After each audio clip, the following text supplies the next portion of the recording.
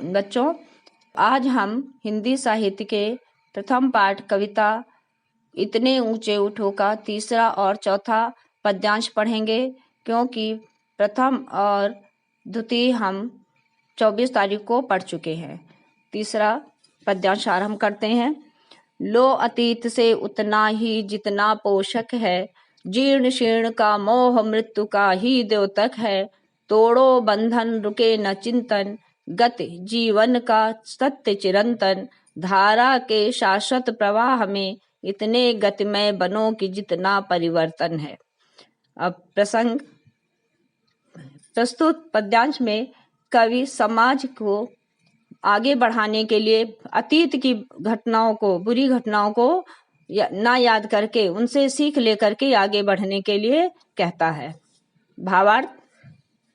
कवि कहते हैं कि हमें अपने अतीत से जुड़ी हुई बुरी घटनाओं को छोड़कर केवल अच्छी बातों को ग्रहण करना चाहिए, क्योंकि ये अच्छी यादें या घटनाएं ही हमारे भविष्य निर्माण में हमारे काम आती हैं।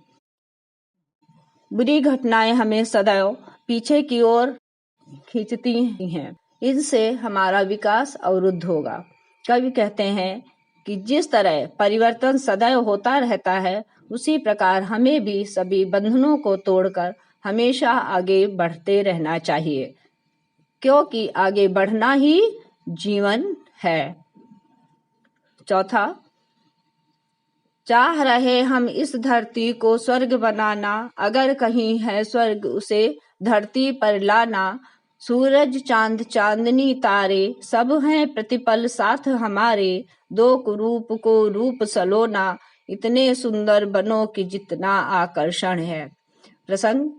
प्रस्तुत पद्यांश में कवि धरती को स्वर्ग बनाना चाहते हैं। वे कहते हैं कि इस धरती को स्वर्ग के समान अपने महान कार्यों से सुंदर बना दो। अर्थ। कवि कहते हैं कि यदि हम धरती को स्वर्ग की तरह सुंदर बनाना चाहते हैं, तो हमें अपनी कल्पनाओं को मूर्त रूप देते हुए, अर्थात साकार करते हुए अच्छाइयों को लेकर आगे बढ़ना चाहिए, और हम अपने समाज को सभी बुराइयों से ऊपर उठाकर एक खूबसूरत समाज की रचना कर सकते हैं। कवि कहते हैं कि हमें अपनी सोच और भावनाएं सदैव अच्छी रखनी चाहिए, जिससे एक सुंदर समाज की रचना होगी और वह समाज सदैव विकास की ओर बढ़ता रहेगा।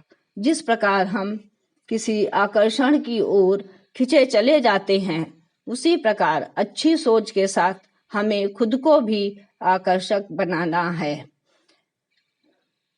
बच्चों, आप लोग अगर वीडियो देख रहे हैं, क्लास अटेंड कर रहे हैं, तो आप अपने नाम अवश्य भेजें और होमवर्क करके भी अवश्य भेजें। आप लोग के लिए ये भलाई की ही बात है। आप क्यों नहीं अटेंड करते हैं? हिंदी बहुत ही इम्पोर्टेंट है, आपके लिए बहुत ही जरूरी विषय है। धन्यवाद।